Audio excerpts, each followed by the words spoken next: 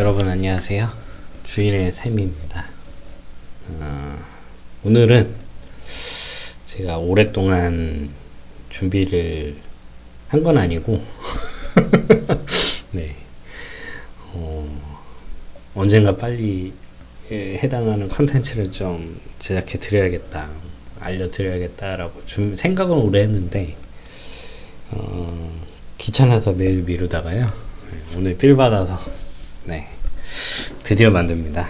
네, 동두천. 네, 우리 이제 투자자들 사이에서는 동두천이라고 부르지 않고 이제 우리 두천이, 네, 두천이는 사랑이죠, 그렇죠?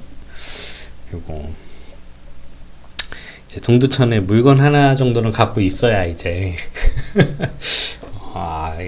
이분이 그래도 투자는 하시는 분이구나. 저희는 그렇게 서로 생각하는데, 어쨌든 이번 시간에는 이제 우리 두천이 동두천에 대해서 간략하게 좀 소개 분석을 좀 해드리고자 영상을 준비해 왔습니다. 네, 우선은 지금 이 동두천에 대해서 관심이 있으신 분들, 또 그리고 좀 생소하신 분들도 굉장히 많으실 거예요. 사실 저도 올 연초에 동두천이라는 동네에 처음 가봤어요. 네, 처음 가봤는데 좀 개인적으로는 좀 깜짝 놀랐습니다. 네, 깜짝 놀란 이유에 대해서는 영상 뒤에서 추가적으로 설명드리고요. 우선은 오늘 영상이 기대되신다면 네, 구독, 좋아요, 알람 설정 부탁드리겠습니다. 네, 귀찮으신 거 아는데요, 좀 눌러주세요. 네. 우선은 KB 부동산 리브 부동산 자료부터 우선 보시겠습니다. 우선 6월 7일 기준이고요. 저번 주 자료입니다. 저번 주 자료 기준으로 했을 때 전국에서 가장 많이 오른 곳은 바로 동두천입니다. 주간 상승률 1.11%. 이게 그냥 단순 계산을 했을 때 1년이 이제 52주지 않습니까? 그냥 이 추세로 간다라고 했을 때 1년에 52%가 올라가는 거예요. 그것도 지금 이게 그 아파트 한 단지의 가격을 기준으로 이제 요 상승률을 계산하는 게 아니라, 이게 시가총액으로 계산해서 좀 어려운 방법으로 계산을 하는데, 제가 그 방법까지는 정확히는 잘 모르겠지만, 어찌됐든 주간 상승률이 1% 넘는다는 거는 좀 어마어마한 일이다. 그리고 그동안은 일어나지 않았던 일이고, 2021년 들어서 이런 동네들이 심심찮게 나오고 있어요. 올 상반기 같은 경우는 고양시가 그렇게 됐고, 그 다음에 최근에는 이제 시흥, 인천, 계양, 부평 이런 쪽이 그렇게 진행이 됐고, 지금 동두천 같은 경우에는 계속적으로 꾸준히 연초부터 주간 상승률 상위를 랭크를 해왔습니다. 그 이유에 대해서는 제가 추가적으로 설명을 드리겠고요. 작년 같은 경우에는 제 기억으로는 한 세종 정도? 네, 세종 정도만 그런 주간 상승을 기록했는데, 지금 수도권 전역으로 좀 번져 나가는 느낌이고, 개인적으로는 올 하반기에 상승이 좀 기대가 됩니다. 그리고 저 개인적으로는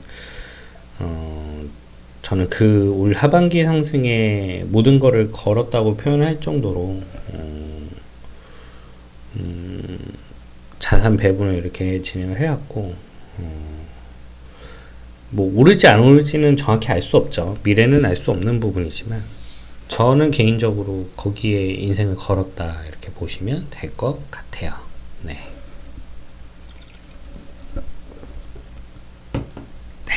그래서 자료를 보시면 경기도에서 가장 높은 상승률, 전국에서도 가장 높은 상승률은 아니네요. 이거 전세 가격이고, 전국에서도 가장 높은 상승률을 기록한 게 이제 동두천이고 1.11%고, 그 다음에 시흥이다. 그래서 최근에 이제 투자자분들이라면 우리 사랑하는 이제 두천이 하나. 그다음에 시흥 정도는 이제 갖고 있어야 이제 투자자신데, 저는 투자자는 아닌 겁니다. 제가 시흥은 물건을 못 갖고 있어요. 네. 이제 월곶동이랑 해가지고 다 임장을 하고 왔는데, 제가 좀 요즘에 작은 계획이 좀 꼬여 있는 것들이 있어가지고 투자는 실제로 진행하지 못했습니다. 네, 그래서 이번 시간에 이제 동두천, 왜 동두천인가에 대해서 좀 분석을 해드리고자 합니다. 지금 아까 그 주간 자료와 같이 발표된 이제 KB에서 국민은행에서 발표한 자료고, 이제 동두천 지역을 따로 코멘트를 남겨놨죠. 이제 의정부 양주 등의 이제 매매가가 정세가가 상승함으로써 이제 동두천까지 이제 파도가 밀려왔다라는 이야기고, 동두천의 우선은 가장 큰 메리트는 첫째는 이제 GTX-C의 이제 간접 수혜권이다. 그러니까 지금 GTX-C 때문에 지금 뭐 의왕이라든지 안산이라든지 이런 쪽에 지금 시선이 많이 가 있는데, 그쪽은 우선은 갭이 크고요. 갭이 크고 규제 지역들입니다. 그래서 저같이 이제 돈이 없는 투자자들이 들어가기에는 조금 개인적으로 좀 무리가 있지 않나라고 생각을 하는데, 반면 이제 동두천 같은 경우에는 비규제 지역이죠. 지금 경기도 내에 몇 안 되는 비규제 지역이고, 그리고 뭐 이따도 뭐 로드뷰나 이런 거를 통해서 설명드리겠지만 생각보다 굉장히 좋아요. 그 좋다가 깜짝 놀랍니다. 사람들이 가보면 깜짝 놀래요. 아니 그 수도권 지하철 역세권에 이런 동네가 있었어야 한번 놀라고, 그 다음에 두 번째 이제 가격에 한번 놀랍니다. 네, 가격에 한번 놀라고, 인프라에 한번 놀랍니다. 그래서 연초에 이제 그 저희 와이프랑 이제 임장 갔었는데, 그 갈 때까지 그 도착하기 직전까지도 굉장히 투덜댔어요. 무슨 동두천이냐, 무슨 동두천에 투자를 하냐, 뭐 이런 소리 하고, 그리고 거기 뭐 군부대 있는 데 아니냐. 네, 군부대 있죠. 미군이 오랫동안 있었던 동네죠. 그런데 이제 지행역 주변을 도착하자마자 바로 강세론자. 네, 바로 강세론자로 돌아섰습니다. 네, 바로 강세론자로 돌아서면서 그때 이제 제가 매물 하나를 잡아놓는 바람에 저도 이 두천이의 상승에 이 상승을 즐기고 있는데, 그럼 너무 늦은 거 아니냐, 너 지금 뒤늦게 사람 놀리냐, 뭐 이렇게 말씀하실 수도 있는데, 저는 이제 본격적인 상승은 이제 GTX-C가 확정되는 6월 이후 두천이 이제 본격적인 상승은 지금부터다, 이렇게 생각을 하고 있습니다. 그래서 오늘 이 영상을 준비했고, 여러분들도 동두천이 대체 뭔데 지금 상승률이 저렇게 상위냐라고 궁금하신 분들을 위해서 이번 영상을 준비를 해봤습니다. 그래서 여기도 보시면 이제 뭐 실수요자뿐만 아니라 투자 관심도 높다. 특히나 공시지가 1억 이하, 미만 아니죠, 이하죠. 그리고 신시가지로 생활 기반 시설이 잘 돼 있는 지행동 단지들의 매매가가 특히 강세다. 네, 역시나 이 지역도 공시지가 1억 이하 매물들이 맨 처음에 이제 유입이 됐죠. 유입이 돼서 투자자들이 매물을 다 쓸어갔고, 그래서 이제 아무래도 공시지가 1억 이하인 매물들은 이제 24평 이하인 매물들이 굉장히 많았습니다. 그래서 이제 24평하고 이제 32평에, 그러니까 국민 평형과 가격 격차가 붙는 상황이 벌어졌어요. 그러다 보니까 이제 또 84 사이즈 정도의 그런 국민 평형에 대한 메리트가 그 가격적 메리트가 발생됐고, 그래서 결국에는 그 32평대의 이제 매물도 가격이 상승하는 이런 효과로 동두천이 동반 상승하는 효과를 거뒀습니다. 특히나 그동안은 동두천 같은 경우에는 전세가가 매매가가 거의 갭이 붙어있는 상황. 그래서 저보다 더 발빠른 투자자분들은 이 지역을 투자하는데 뭐 하나 매물당 500만원이 안 들었을 거예요. 그래서 지금 그 500만원이 안 든 매물들로 유입이 돼서 지금 이 상승을 다 경험을 했기 때문에 먼저 사전 진입하신 분들의 수익은 만만치 않을 것이다 라고 생각을 하고, 저는 사실 지금도 늦지 않았다 계속 이렇게 생각을 하고 있습니다. 네, 우선은 KB에서 이제 동두천 지역에 대한 분석을 이렇게 좀 했고요.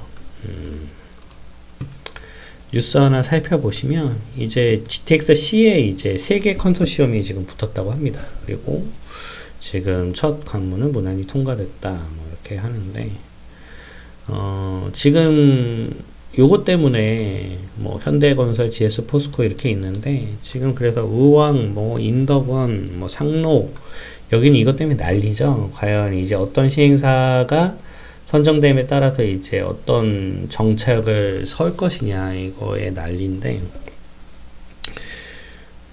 그쪽에 투자하시는 것도 맞죠. 그쪽에 투자하시는 것도 많은데, 우리 돈 없잖아요. 네, 돈 많으신 분들은 그걸로 가시고요. 네, 저는 이제 돈이 없으니까 저희는 이제 동두천에 집중하는 게 맞다. 저는 개인적으로 이렇게 판단을 하고 있습니다. 네. 그래서 지금 오늘 6월, 오늘 촬영하는 날짜는 6월 16일인데, 이제 15일부터 17일까지 2단계 평가를 하고, 그 다음에 18일 날은 이제 우선 협상 대상자를 공개한다 라는 게 국토부 일정이라고 합니다. 네. 네.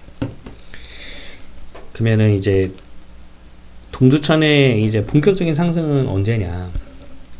저는 이제 6월 18일 날 우선 협상 대상자가 공개되고, 이제 본격적으로 이제 착공이 들어가기 시작하는 올 하반기가 동두천의 본격적인 시세 상승의 시작일 것이다 이렇게 생각을 하고 있습니다.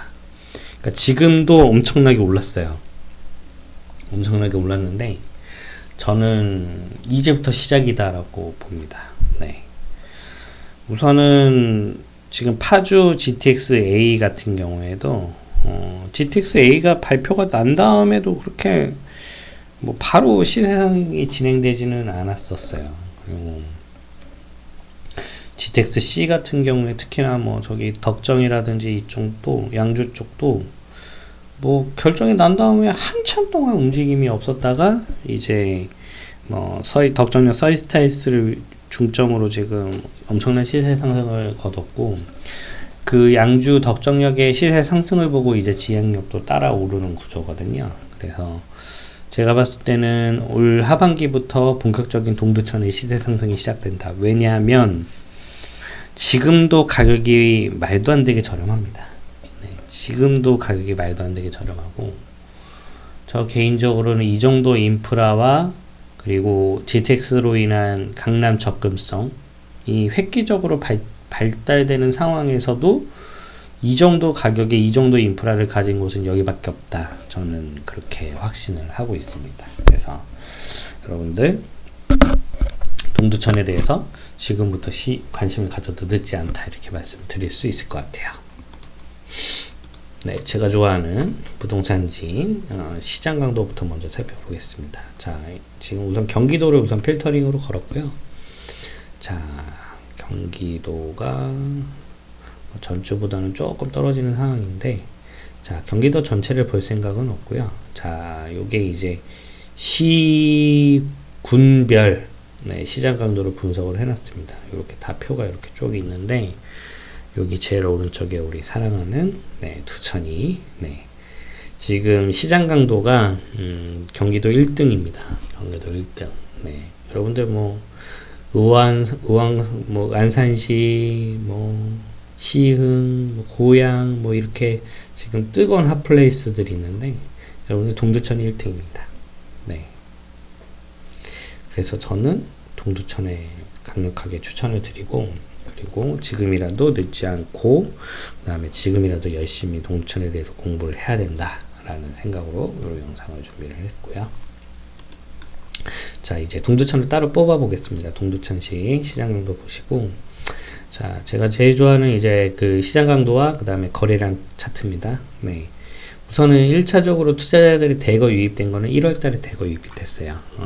12월부터 11월, 12월부터 유입이 됐는데, 이 타이밍은 어떤 타이밍이었냐? 그때 이제 그 규제 지역이 양주시가 풀린다는 소문들이 있었어요.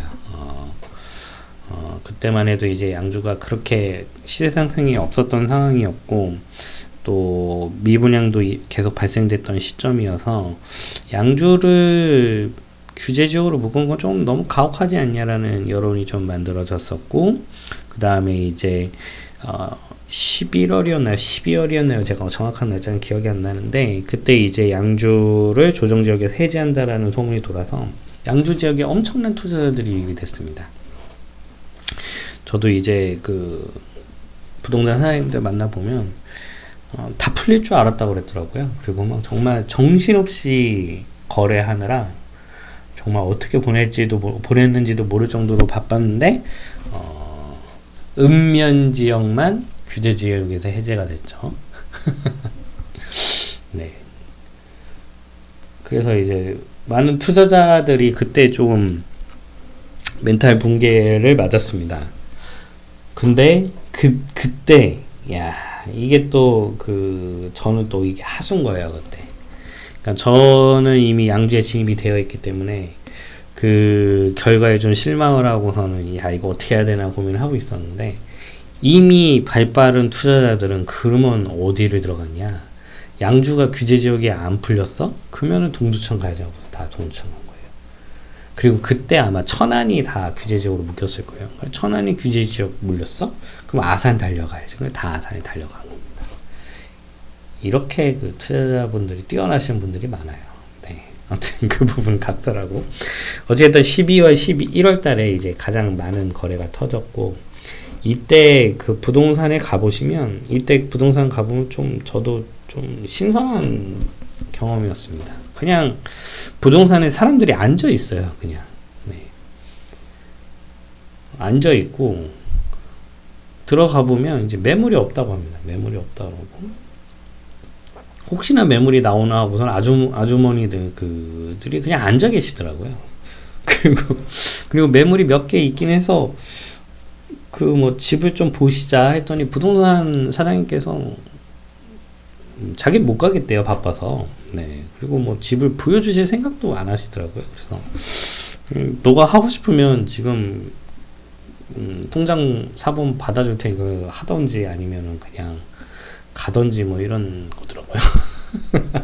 어찌됐든 참 신선한 경험이었는데, 그 당시에 이제 정말 동두천에 있는 모든 매물들이 1차적으로 모두 다 쓸려나가는 그런 시기가 바로 12월 1월 달이었다라고 보시면 될 것 같고, 한 3, 4월 달 오면서 약간의 정체기가 왔어요. 약간의 정체기가 왔어도 지금 이 그래프 보시면 아시다시피 전년 대비로는 엄청난 거래들이 계속 일어났었고, 그리고 5월 달에 들어서면서 굉장히 또 엄청난 속도의 매물들이 빠지고 시세 상승이 일어났다, 이렇게 보시면 정확할 것 같아요. 네, 그래서 우선은 동두천 멀티 차트 먼저 살펴봤고, 지금 거래는 지금 거의 1년 내내 전년 대비 엄청난 거래들이 이루어지고 있다라고 보시면 될 것 같고, 시세 역시도 엄청난 속도로 지금 올라가고 있다라고 보시면 될 것 같아요. 자, 그 다음에 동두천시 매물 추이 한번 보겠습니다. 요 그래프 아까 말씀드린 거 있죠? 제가 12월이 들어서면서 지금 엄청난 속도로 한번 1차 매물이 쓸렸고, 그 다음에 한 3, 4월 달에 좀 정체가 있었고요. 그 다음에 5월을 기점으로 해서 또 2차 매물이 쓸려나가는 이 그래프를 한 번에 보실 수가 있습니다. 최근 한 달 보시면, 자, 엄청난 속도로 지금 매물이 빠지고 있죠. 네. 매물 빠지는 속도는 아마 전국에서 최고로 많이 빠지는 지역 중에 하나일 겁니다. 지금 핫한 시흥이라든지 이런 계양이라든지 부평이라든지 그런 지역 못지않게 지금 매물이 엄청나게 소진이 되고 있고, 그 매물 감소는 아무래도 이제 시세 상승을 거두게 되겠죠. 그래서 우선은 지금 동두천의 동네는 아파트가 있는 동네는 몇 개 안 되고요. 우선 생연동, 세운동도 엄청난 속도로 빠지고 있고, 송내동 마찬가지고요. 그다음에 지행동 역시도 마찬가지입니다. 그래서 요 3개 동 정도만 이제 아파트들이 집중되어 있다 이렇게 보시면 될 것 같고, 뭐 다른 동네들은 그렇게 투자자들 입장에서 우선은 동두천 투자의 중심은 지행역이다라고 보시면 정확할 것 같아요. 네. 자, 우선은 이제 지행역 부분이 이렇게 있고요. 1호선을 기본으로 이제 서쪽에 아파트 단지들이 있고, 오른쪽에 이제 아파트 단지들이 있는데, 우선은 지도를 통해 보셔도 좀 어느 정도 감을 가지실 수 있겠지만, 요 지행역 서쪽 측면은 정말 깔끔하게 이루어진 택지 단지입니다. 가보시면은 좀 많이 놀라세요.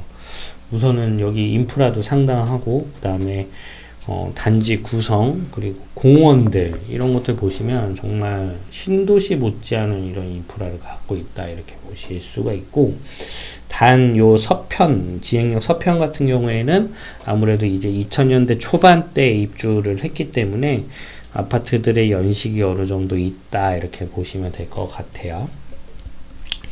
반면 이제 지행역 오른쪽 같은 경우에는 이제 구축과 신축들이 이제 같이 있는 동네라고 보시는 게 정확할 것 같아요. 뭐 지행 현대라든지 이런 것들은 요 서편이 개발되기 전에부터 있었던 동네고, 에이스 아파트들 이런 것들도 95년식, 요거는 서편이 2004년식이고요. 현대도 99년식이고, 또 오른편은 좀 신축들이 있어요. 신축들, 이건 준신축 정도의 지행동원 베네스트 2009년식이 있고요. 그 다음에 동양 엠파트, 이거는 10년 됐네요. 11년식이고, 휴먼빌 같은 경우에는 2018년 완공의 신축들이 있다. 근데 우선 가보시면 아시지만 이제 지행역 서편 같은 경우에는 굉장히 좀 깔끔하게 이루어진 택지단지라는 느낌을 굉장히 받아요. 그래서 특히나 또 왼편으로 이제 여기 중심 상업지구들이 이렇게 다이소, 롯데리아 이렇게 있는데, 여기에 인프라도 상당하기 때문에 가보시면 이제 아무래도 서편 쪽에 좀 시선이 가는 거는 사실이실 겁니다. 근데 동편 같은 경우에는 뭐 우선은 좀 신축급들, 그 서편에 비해서는 신축급들이 있고, 단 여기는 조금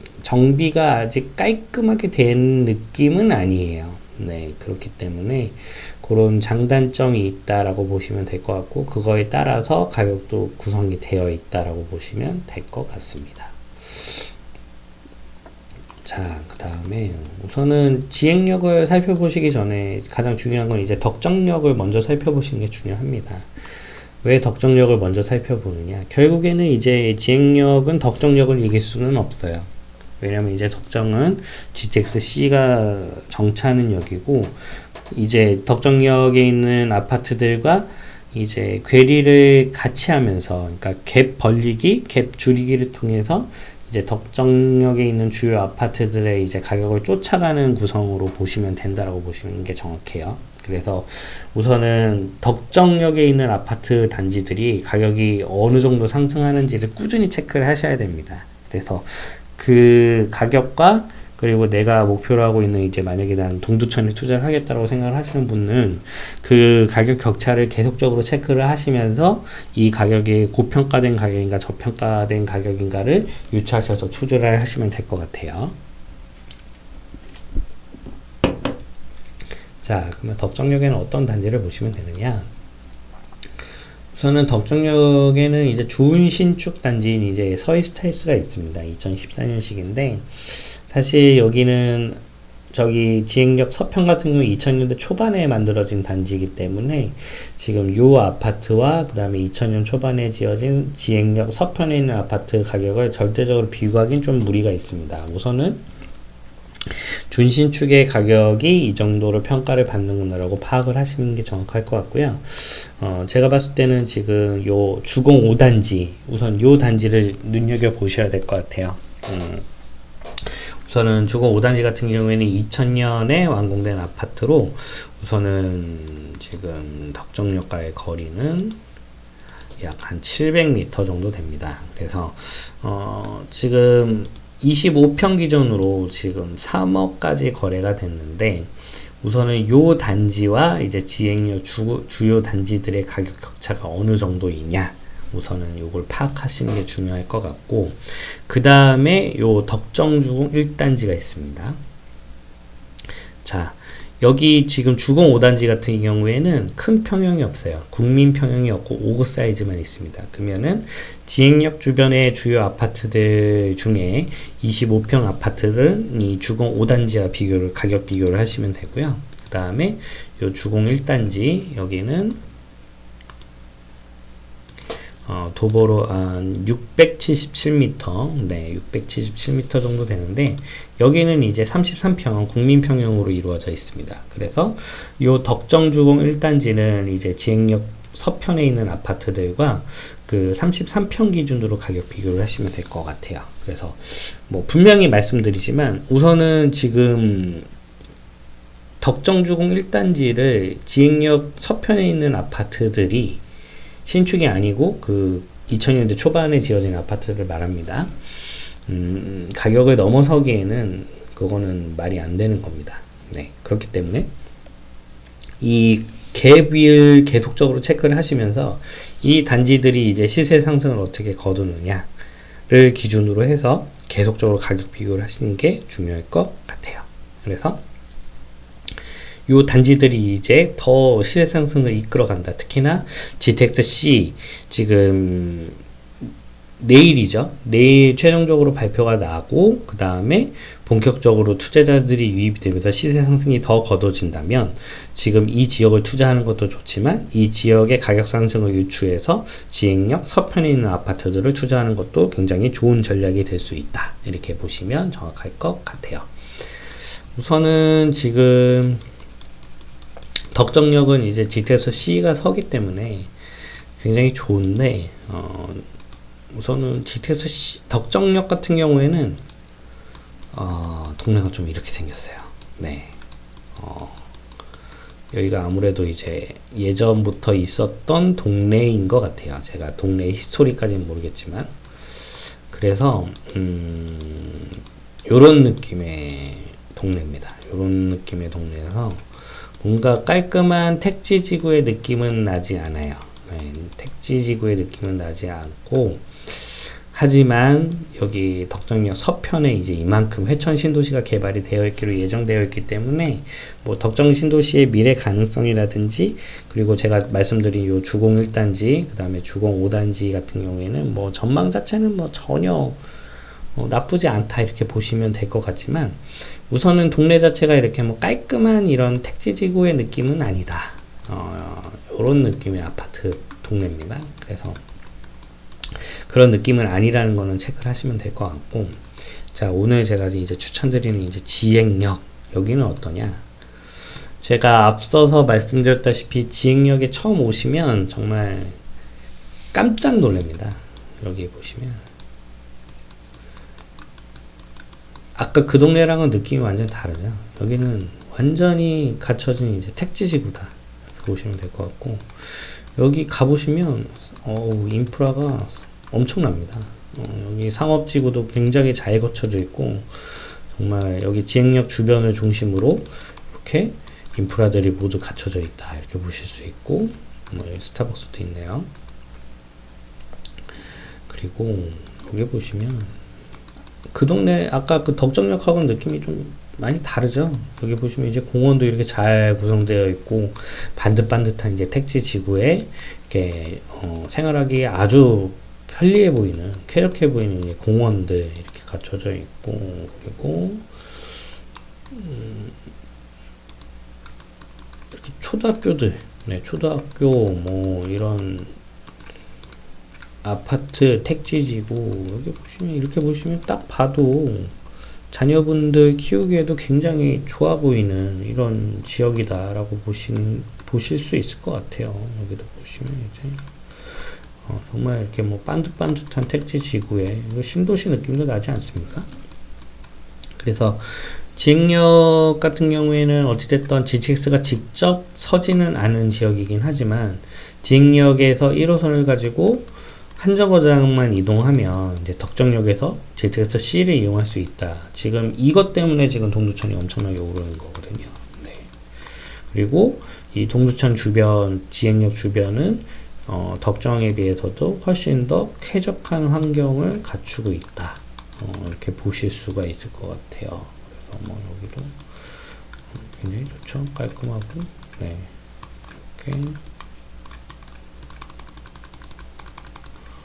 공원들 잘 갖춰져 있습니다.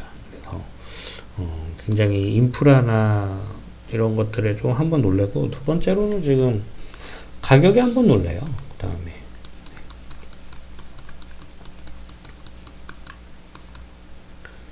지금 보시면 지금 역세권에서 가장 가까운 이제 부영 9단지, 물론 부영이라고 하는 브랜드가 이렇게 뭐 선호하는 브랜드는 아니지만 부영 9단지 같은 경우에도 아직도 가격이 3억밖에 안 합니다.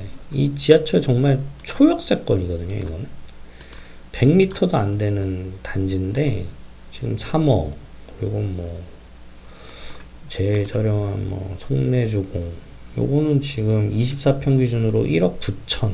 뭐 물론 지금 호가는 좀 다를 수 있습니다. 호가는 다를 수 있겠지만 이 정도 가격밖에 안 한다. 그래서 제가 말씀드렸다시피 지행역에 처음 오면은 처음 인프라에 한번 놀래고, 두 번에 이제 가격에 한번 놀린다. 수도권에 제가 봤을 때 이 가격에 역세권 부지에 이 정도 택지지구는 제가 봤을 때는 없다, 이렇게 표현을 할 수가 있을 것 같아요. 특히나 지금 그러면 이 지역에 호재가 없느냐? 아니죠. 호재, GTX-C라는 정말 강력한 호재가 있고, GTX-C를 통해서 강남에 이제 20분 안에 접근을 할 수가 있게 되는 거죠. 지행역에서 한 정거장으로 덕정역에 도착하고 덕정에서 갈아타는 형태로. 그러면은 제가 봤을 때 GTX-C가 완공되는 시점에는 뭐 완공까지도 아니고요, 공사가 시작되면은 이 가격의 수가 없다, 이렇게 판단을 하고 있습니다. 네. 저는 지금 아까 제가 말씀드린 두 개의 단지가 있었죠. 이제 여기 24평 같은 경우에는 지금 동두천 같은 경우 제일 저렴합니다. 송내 4단지, 송내 5단지가 아마 제일 저렴할 거예요. 약 1억 8천 정도라고 보시면 될 것 같고, 여기는 지금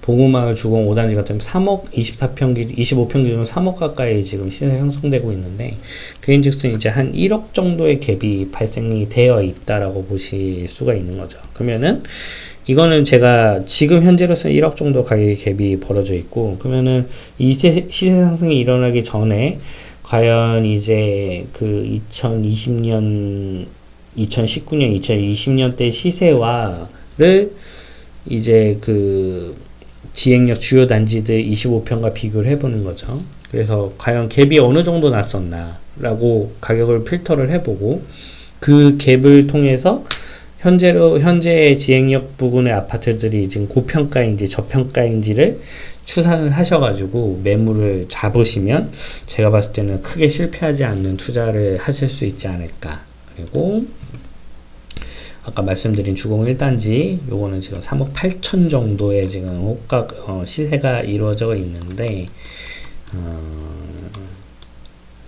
지금 여기도 생연부영 9차 같은 경우에는 3억 정도의 시세가 형성되어 있다. 그러면 여기도 한 1억 정도의 갭이 발생되어 있다라는 건데, 그거를 제가 2020년, 2019년 시세와 비교를 해보는 거죠. 과연 2019년, 20년에 그 덕정역의 아파트들의 가격과 그리고 지금 지행역의 가격 갭을 분석을 해보신 다음에, 그러면 얘가 고평가인지 저평가인지가 나오게 되는 거죠.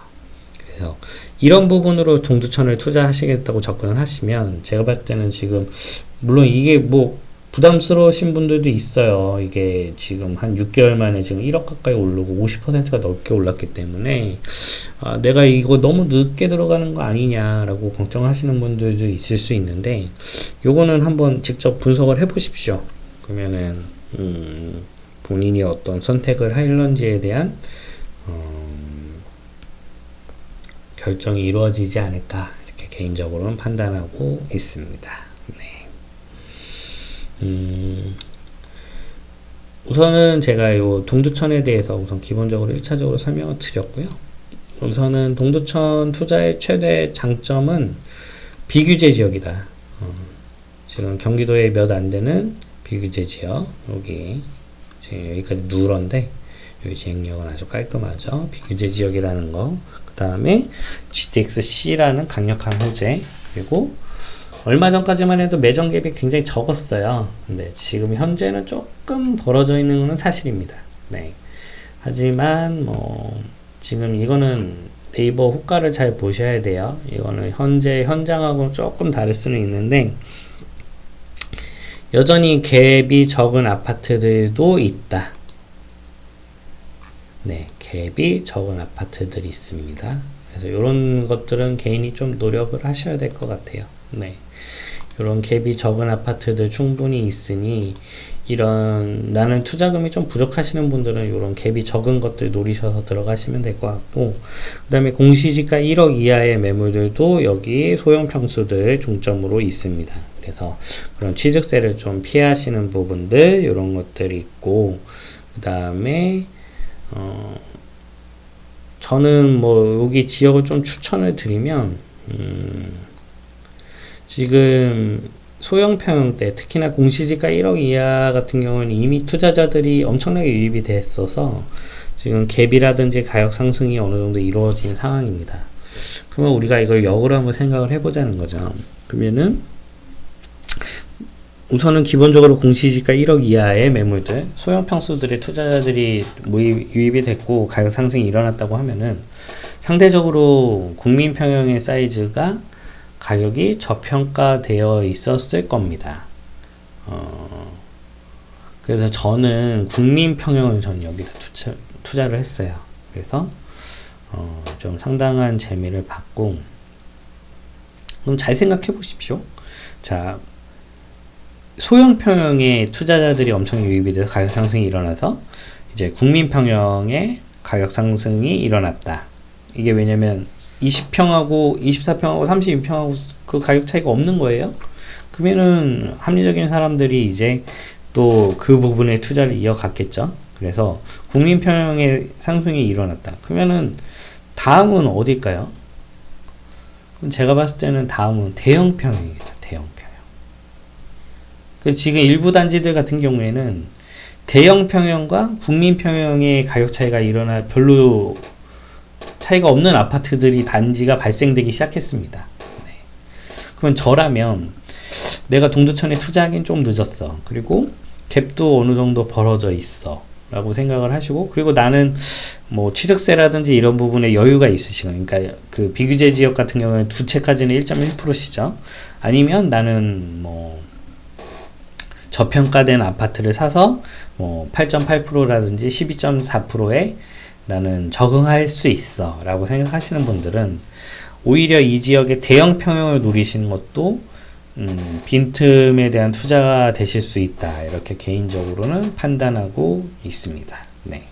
그런 단지들은 개별적으로 한번 찾아보세요. 네, 여러분들 숙제 드린 거고요. 네. 우선은 지금 동두천 같은 경우에 지금 GTX-C에 대한 호재도 직접적인 호재도 있습니다. 네. 지금 덕정역에 이제 그 기지창이 없어요. 기지창이 없어가지고 요거를 이제 그 동두천역까지 끌어오겠다라고 동두천시에서는 준비를 하고 있는데 그게 현실화될런지는 모르겠어요. 그래서 여기 동두천역 앞에 이제 3개의 삼형제 단지들이 있는데 여기도 그 호재를 바탕으로 해서 시세 상승이 일어났는데요. 저는 개인적으로 더 좋은, 그리고 이 GTX-C가 동두천에 올지 안 올지는 이제 이건 도박 아닙니까? 그래서 저는 이제 도박을 별로 좋아하지 않기 때문에 동두천역에 GTX-C가 들어오던 아니면 덕정역으로 끝나던, 뭐 지행역 입장에서는 이거 뭐 어디에 들어오던 다 신나는 이야기인 거거든요. 그래서 굳이 지행역을 두고 동두천역에 투자를 할 필요가 있느냐라는 생각은 좀 갖고는 있습니다. 그래서 저는 저 개인적으로 이제 지행역 투자를 좀 추천을 드리고 특히나 요 서편의 요 택지지구들 가보시면 압니다.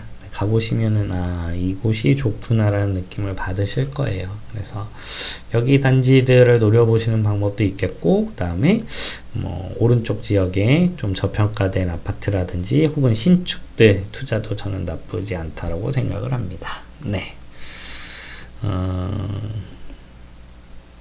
우선은 이렇게 이제 동두천을 좀 살펴봤고요. 저는 왜 많은 투자자들이 지금 동두천에 집중을 하고 있느냐라는 이야기를 좀 드려봤습니다. 개인적으로는 동두천에 대해서 저만큼 알고 있는 사람이 이제 흔치 않다. 뭐 개인적으로 이렇게 자신하고요. 네, 여러분들도 이런 내용들 잘 확인하셔가지고 또 투자는 또 개인의 선택 아니겠습니까? 뭐 제가 책임져 드리진 않아요. 뭐 여러분들이 돈 번다고 뭐 저한테 뭐 돈 주시는 거 아니니까. 네. 그래서 뭐 그런 부분에 대한 선택은 이제 개인적인 선택이시다 이렇게 생각을 하고 있고, 우선은 제가 아는 부분들 좀 설명드렸습니다. 오늘도 이렇게 떠들다 보니까 한 40분 가까이 떠들었네요. 네. 앞으로는 이제 한 동두천을 뭐 이렇게 40분짜리를 10분 단위로 쪼개가지고 총 4편을 만들어야겠어요. 네. 아무튼 뭐 오늘도 떠들다 보니까 그렇게 됐고요. 오늘 영상 컨텐츠가 마음에 드셨다면 구독, 좋아요, 알람 설정 해주시면 제가 또 이런 좋은 영상들 제작하는데 큰 힘이 될 것 같습니다. 네. 이상 주인의 삶이었고요. 네, 오늘 영상은 여기까지 하겠고 여러분들도 성공 투자하셨으면 좋겠습니다. 네, 감사합니다.